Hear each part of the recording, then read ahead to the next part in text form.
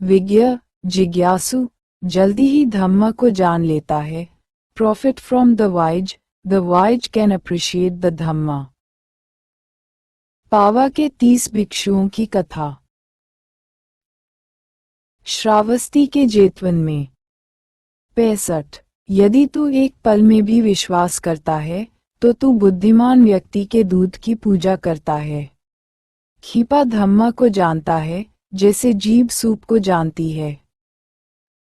विंजू ज्ञानी बुद्धिमान ज्ञानी जिज्ञासु चेइफ चाहे एक क्षण के लिए ही सही, एक क्षण के लिए पंडितम पंडित की पेरुपसती पूजा, साथ रहना सहयोगी खिप्पम जल्दी धम्मम धम्म को विजानाती जानता है जैसे जीभ सोपस्म जीभ सूप का स्वाद। विज्ञ ज्ञानी मनुष्य चाहे एक मुहूर्त भर ही पंडित के पास रहे, वह शीघ्र धम्म को जान लेता है जैसे जीभ दाल के स्वाद को। यद्यपि विवेकशील व्यक्ति क्षण भर के लिए ही बुद्धिमान व्यक्ति की संगति करता है, फिर भी वह शीघ्र ही सत्य को समझ लेता है जैसे जीभ सूप का स्वाद चख लेती है। कलछी कठोर होती है, कलछी निर्जीव होती है, जबकि जीभ जीवित होती है। जीभ नर्म कोमल होती है, उसकी सतह पर छोटी छोटी असंख्य ग्रंथियां स्वाद ग्रहण करने के लिए हर समय खुली तैयार रहती है। जीभ बहुत संवेदनशील होती है, भोजन जीभ पर छूते ही स्वाद जान लेती है। इसी प्रकार कुछ लोग संवेदनशील होते हैं, उनमें सीखने और ग्रहण करने की प्रवृत्ति होती है और प्रज्ञावान विवेकशील शीलवान सज्जनों की क्षण भर की संगत पाते ही धम्म को समझ जाते हैं, जान लेते हैं, उन्हें अपने जीवन में उतारने लगते हैं। विज्ञ का अर्थ है कुशल जिज्ञासु एवं मुमुक्षु, जिसकी जानने की प्रबल इच्छा हो। यहाँ मुहूर्त का अर्थ है समय का बहुत छोटा अंश, पल क्षण। यहाँ इसका प्रयोग अलंकार के रूप में हुआ है जिसका व्यवहारिक अर्थ है थोड़े समय में। क्षण भर में धम्म को नहीं जान पाता है, लेकिन इसका अर्थ ये भी नहीं है कि सज्जनों के साथ लंबे समय रहने पर बहुत ज्यादा सीख सकता है। जो सीखना चाहता है वह मुहूर्त भर समय में थोड़े से समय में भी सीख लेगा, और जिसने ग्रहण करने के सारे दरवाजे बंद कर रखे हैं, विद्वता और अहंकार का कठोर आवरण चढ़ा रखा है, वह पूरे जीवन भर सुअवसरों सज्जनों की संगत को गंवाता रहेगा। यहाँ प्रश्न समय की लंबाई का नहीं है, असली प्रश्न तो बोध जिज्ञासा और मनोभाव का है। जरा सा भी जागरूक हो, होश में हो, थोड़ी सी भी समझ हो तो बदलाव पल भर में हो सकता है। जैसे भोजन के स्वाद को जानकर पूरी जीभ रस से सरोबार हो जाती है और शरीर को प्रसन्न कर आंच से भर देती है।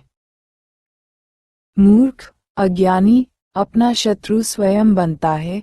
A sinner is one, so own foe, bitter is the fruit of evil। कुष्ठ रोगी सुप्रबुद्ध की कथा। राजगृह के वेणुवन में। 66। चरंती बाला दुमिधा अमिते ने वतना। वे पाप कर्म करते हैं जिसके कड़वे परिणाम होते हैं। दुम्मेधा बुरी सोच वाला है, कम समझा जाता है। बाला मूर्ख है, अज्ञानी है। अतना अपने लिए, अमितेनेव अमित्रेनेव शत्रु की तरह व्यवहार करता है। चरंती भटकता है, रहता है। वह पापमय कम्म पापकर्म करोंतो यम जिसका कटुक्प्लम कड़वा फल होती है होता है। दुर्बुद्धि वाले मूर्ख लोग अपने ही साथ शत्रु जैसा व्यवहार करते हुए जीवन व्यतीत करते हैं, और वे ऐसे पाप कर्म करते हैं जिसका फल बहुत कड़वा होता है, स्वयं अपने लिए ही भयंकर दुखदायी परिणाम होते हैं। अल्प बुद्धि वाले मूर्ख स्वयं अपने सबसे बड़े शत्रु होते हैं, क्योंकि वे बुरे कर्म करते रहते हैं जिनका फल कड़वा होता है। प्रकृति के सनातन सत्य को न समझकर प्रकृति के खिलाफ कोई व्यक्ति कर्म करता है।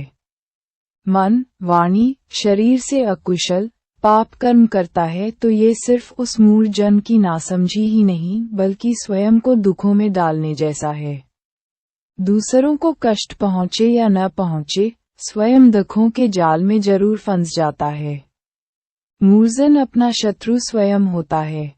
क्रोध करने वाले से सामने वाले का नुकसान हो न हो, लेकिन क्रोध की अग्नि में जलने वाला स्वयं का भारी नुकसान कर देता है। बुरे कर्मों का नतीजा हमेशा ही बुरा होता है। हम स्वयं से प्रेम करें, ध्यान करें और मन में विकार न पैदा न करें। इस प्रकार हम अपने साथ दुश्मनी का व्यवहार करना छोड़ दें, तो संसार में हमें कोई भी दुख नहीं दे सकता।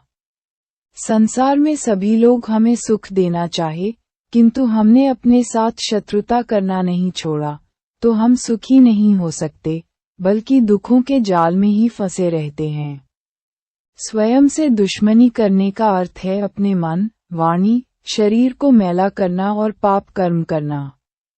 बुरे कर्मों का कोई दूसरा दंड नहीं देता है, स्वयं को अपने आप मिल जाता है। वह खुद का दुश्मन हो जाता है। पछताने वाले कर्म को करना ठीक नहीं। वह काम करो जिससे खुशी मिले, वह काम अच्छा नहीं है जिससे पश्चाताप हो। एक किसान की कथा। श्रावस्ती के जेतवन में